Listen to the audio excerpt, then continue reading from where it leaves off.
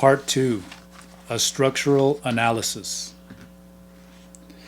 The following structural scheme, abstracted from the data on the states of non-ordinary reality presented in the foregoing part of this work, is conceived as an attempt to disclose the internal cohesion and the cogency of Don Juan's teachings. The structure, as I assess it, is composed of four concepts which are the main units. 1. Man of knowledge. 2. A man of knowledge had an ally. 3. An ally had a rule. And 4. The rule was corroborated by special consensus. These four units are in turn composed of a number of subsidiary ideas. Thus, the total structure comprises all the meaningful concepts that were presented until the time I discontinued the apprenticeship. In a sense, these units represent successive levels of analysis, each level modifying the preceding one. Because this conceptual structure is completely dependent on the meaning of all its units, the following clarification seems to be pertinent at this point. Throughout this entire work, meaning has been rendered as I understood it. The component concepts of Don Juan's knowledge, as I have presented them here, could not be the exact duplicate of what he said himself. In spite of all the effort I have put forth to render these concepts as faithfully as possible, their meaning has been deflected by my own attempts to classify them. The arrangement of the four main units of this structural scheme is, however, a logical sequence which appears to be free from the influence of extraneous classificatory devices of my own. But insofar as the component ideas of each main unit are concerned, it has been impossible to discard my personal influence. At certain points, extraneous classificatory items are necessary in order to render the phenomena understandable. And, if such a task was to be accomplished here, it had to be done by zigzagging back and forth from the alleged meanings and classificatory scheme of the teacher to the meanings and classificatory devices of the apprentice. The operative order. The first unit. Man of knowledge. At a very early stage of my apprenticeship, Don Juan made the statement that the goal of his teachings was to show how to become a man of knowledge.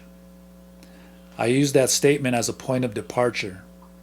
It is obvious that to become a man of knowledge was an operational goal. And it is also obvious that every part of Don Juan's orderly teachings was geared to fulfill that goal in one way or another.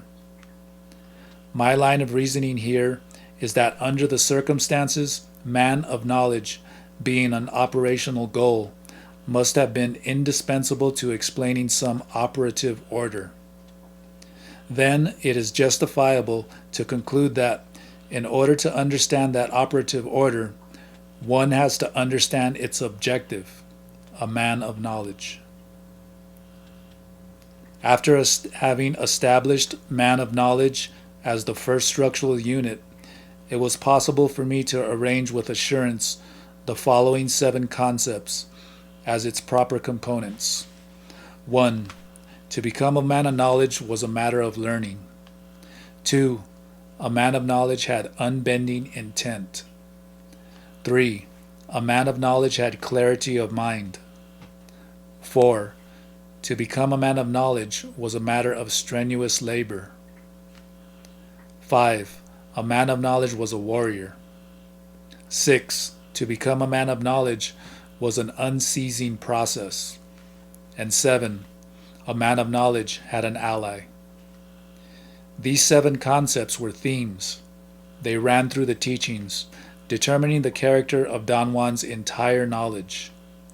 Inasmuch as the operational goal of his teachings was to produce a man of knowledge, everything he taught was imbued with the specific characteristics of each of the 7 themes. Together they construed the concept, man of knowledge, as a way of conducting oneself, a way of behaving that was the end result of a long and hazardous training.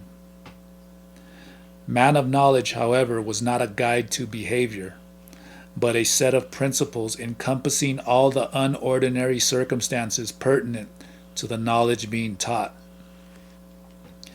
Each one of the 7 themes was composed, in turn, of various other concepts, which covered their different facets. From Don Juan's statement, it was possible to assume that a man of knowledge could be a diablero, that is, a black sorcerer. He stated that his teacher was a diablero, and so was he in the past, although he had ceased to be concerned with certain aspects of the practice of sorcery. Since the goal of his teaching was to show how to become a man of knowledge, and since his knowledge consisted of being a diablero, there may have been an inherent connection between man of knowledge and diablero, although Don Juan never used the 2 terms interchangeably. The likelihood that they were connected raised the possibility that man of knowledge, with its 7 themes and their component concepts, covered, theoretically, all the circumstances that might have arisen in the course of becoming a diablero. To become a man of knowledge was a matter of learning. The first theme made it implicit that learning was the only possible way of becoming a man of knowledge, and that in turn implied the act of making a resolute effort to achieve an end. To become a man of knowledge was the end result of a process, as opposed to an immediate acquisition through an act of grace or through bestowal by supernatural powers. The plausibility of learning how to become a man of knowledge warranted the existence of a system for teaching one how to accomplish it. The first theme had 3 components. 1. There were no overt requirements for becoming a man of knowledge. 2. There were some covert requirements. 3. The decision as to who could learn to become a man of knowledge was made by an impersonal power. Apparently, there were no overt prerequisites that would have determined who was or who was not qualified to learn how to become a man of knowledge. Ideally, the task was open to anybody who wished to pursue it. Yet, in practice, such a stand was inconsistent with the fact that Don Juan, as a teacher, selected his apprentices. In fact, any teacher under the circumstances would have selected his apprentices by means of matching them against some covert prerequisites. The specific nature of these prerequisites was never formalized. Don Juan only insinuated that there were certain clues one had to bear in mind when viewing a prospective apprentice. The clues he alluded to were supposed to reveal whether or not the candidate had a certain disposition of character, which Don Juan called unbending intent. Nevertheless, the final decision in matters of who could learn to become a man of knowledge was left to an impersonal power that was known to Don Juan, but was outside his sphere of volition. The impersonal power was credited with pointing out the right person by allowing him to perform a deed of extraordinary nature, or by creating a set of peculiar circumstances around that person. Hence, there was never a conflict between the absence of overt prerequisites and the existence of undisclosed covert prerequisites. The man who was singled out in that manner became the apprentice. Don Juan called him the escogido, the one who was chosen. But to be an escogido meant more than to be a mere apprentice. An escogido, by the sheer act of being selected by a power, was considered already to be different from ordinary men. He was considered already to be the recipient of a minimum amount of power, which was supposed to be augmented by learning. But learning was a process of unending quest, and the power that made the original decision, or a similar power, was expected to make similar decisions on the issue of whether an escogido could continue learning or whether he had been defeated. Those decisions were manifested through omens that occurred at any point of the teachings. In that respect, any peculiar circumstances surrounding an apprentice were considered to be such omens. A man of knowledge had unbending intent. The idea that a man of knowledge needed unbending intent referred to the exercise of volition. Having unbending intent meant having the will to execute a necessary procedure by maintaining oneself at all times rigidly within the boundaries of the knowledge being taught. A man of knowledge needed a rigid will in order to endure the obligatory quality that every act possessed when it was performed in the context of his knowledge. The obligatory quality of all the acts performed in such a context, and their being inflexible and predetermined, were no doubt unpleasant to any man, for which reason a modicum of unbending intent was sought as the only covert requirement needed by a prospective apprentice. Unbending intent was composed of 1. Frugality, 2. Soundness of judgment, and 3. Lack of freedom to innovate.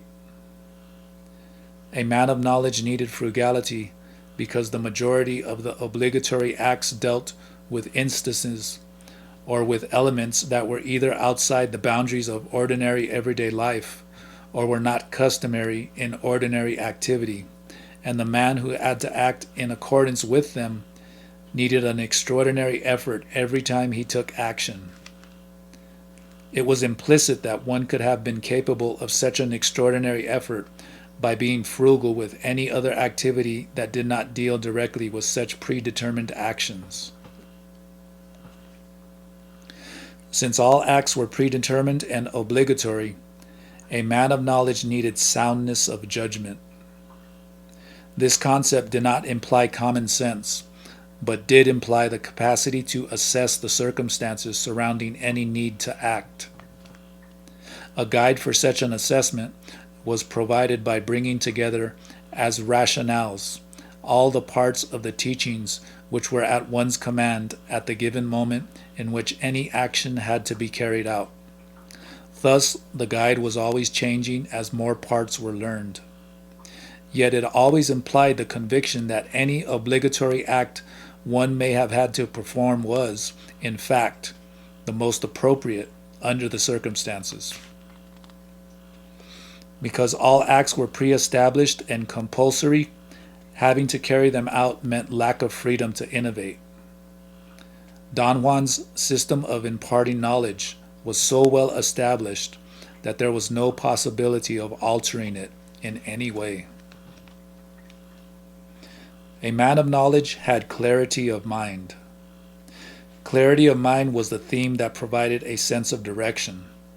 The fact that all acts were predetermined meant that one's orientation within the knowledge being taught was equally predetermined. As a consequence, clarity of mind supplied only a sense of direction. It reaffirmed continuously the validity of the course being taken through the component ideas of 1. Freedom to seek a path, 2. Knowledge of the specific purpose, and 3. Being fluid. It was believed that one had freedom to seek a path. Having the freedom to choose what was not incongruous with the lack of freedom to innovate. These two ideas were not in opposition, nor did they interfere with each other. Freedom to seek a path referred to the liberty to choose among different possibilities of action, which were equally effective and usable.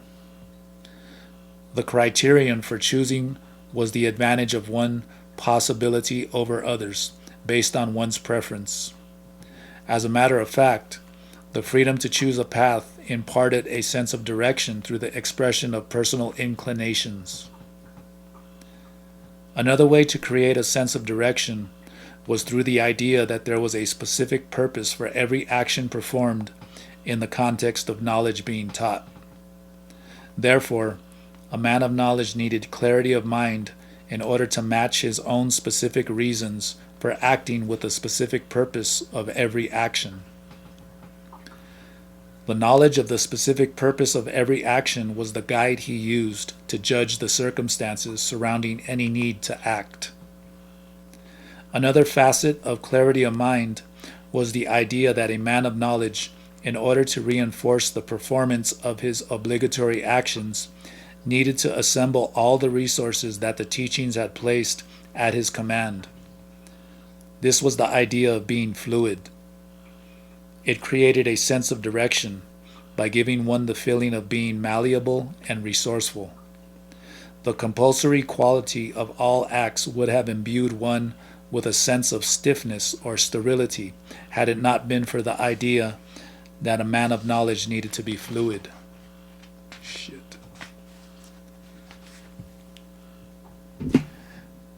To become a man of knowledge was a matter of strenuous labor. A man of knowledge had to possess or had to develop in the course of his training an all-around capacity for exertion. Don Juan stated that to become a man of knowledge was a matter of strenuous labor. Strenuous labor denoted a capacity, 1, to put forth dramatic exertion, 2, to achieve efficacy, and 3, to meet challenge. In the path of a man of knowledge, drama was undoubtedly the outstanding single issue, and a special type of exertion was needed for responding to circumstances that required dramatic exploitation. That is to say, a man of knowledge needed dramatic exertion. Taking Don Juan's behavior as an example, at first glance it may have seemed that his dramatic exertion was only his idiosyncratic preference for histrionics. Yet his dramatic exertion was always much more than acting. It was rather a profound state of belief.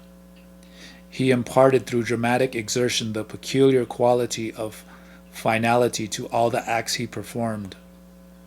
As a consequence, then, his acts were set on a stage in which death was one of the main protagonists. It was implicit that death was a real possibility in the course of learning because of the inherently dangerous nature of the items with which a man of knowledge dealt. Then, it was logical that the dramatic exertion created by the conviction that death was an ubiquitous player was more than histrionics. Exertion entailed not only drama, but also the need of efficacy. Exertion had to be effective. It had to possess the quality of being properly channeled, of being suitable. The idea of impending death created not only the drama needed for overall emphasis, but also the conviction that every action involved a struggle for survival, the conviction that annihilation would result if one's exertion did not meet the requirement of being efficacious. Exertion also entailed the idea of challenge, that is, the act of testing whether and proving that one was capable of performing a proper act with the rigorous boundaries of the knowledge being taught. A man of knowledge was a warrior. The existence of a man of knowledge was an unceasing struggle, and the idea that he was a warrior, leading a warrior's life, provided one with the means for achieving emotional stability. The idea of a man at war encompassed 4 concepts. 1. A man of knowledge had to have respect. 2. He had to have fear. 3. He had to be wide awake. 4. He had to be self-confident.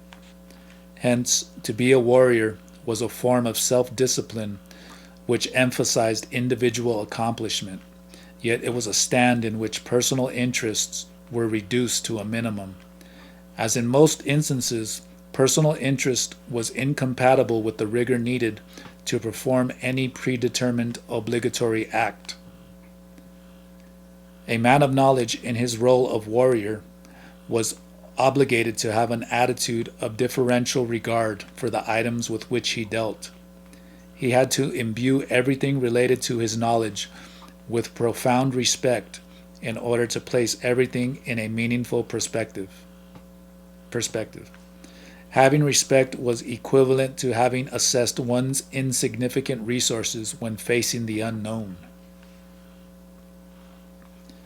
If one remained in that frame of thought, the idea of respect was logically extended to include oneself, for one was an unknown as the unknown itself. The exercise of so sobering a feeling of respect transformed the apprenticeship of this specific knowledge, which may otherwise have appeared to be absurd, into a very rational alternative. Another necessity of a warrior's life was the need to experience and carefully to evaluate the sensation of fear. The ideal was that, in spite of fear, one had to proceed with the course of one's acts. Fear was supposed to be conquered, and there was an alleged time in the life of a man of knowledge when it was vanquished. But first, one had to be conscious of being afraid, and duly to evaluate that sensation. Don Juan asserted that one was capable of conquering fear only by facing it. As a warrior, a man of knowledge also needed to be wide awake.